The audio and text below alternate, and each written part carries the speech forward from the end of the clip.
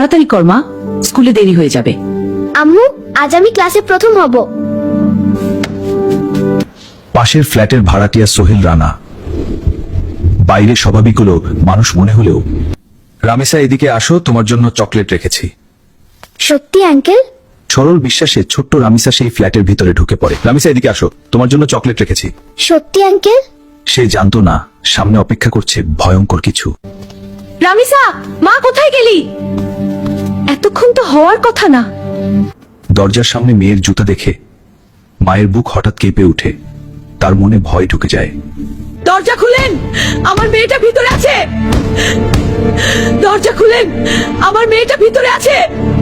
দয়া করে দরজা খুলেন। বাইরে মায়ের চিৎকার শুনে আতঙ্কে কাঁপতে থাকে ঘাতক। তারপর সে নেয় আরো ভয়ঙ্কর সিদ্ধান্ত। দরজা ভাঙেন, নিশ্চয়ই ভিতরে কিছু হয়েছে। এতক্ষণ দরজা খুলছে না কেন? কিছু একটা হয়েছে ভিতরে, এখনই ভাঙো। বাইরে মানুষের চিৎকার বাড়তেই থাকে, আর ভিতরে আতঙ্কে নিজের অপরাধ লুকানোর চেষ্টা করতে থাকে ঘাতক। সবাই দরজা ভাঙার চেষ্টা করার আগেই গ্রিল কেটে জানালা দিয়ে পালিয়ে যায় সোহেল রানা। কিন্তু তার স্ত্রী স্বপনা পালাতে পারেনি। জনতা তাকে আটকে পুলিশের হাতে তুলে দেয়। কেউ কিছু স্পর্শ করবেন না, পুরো ফ্ল্যাট তল্লাশি করা হবে।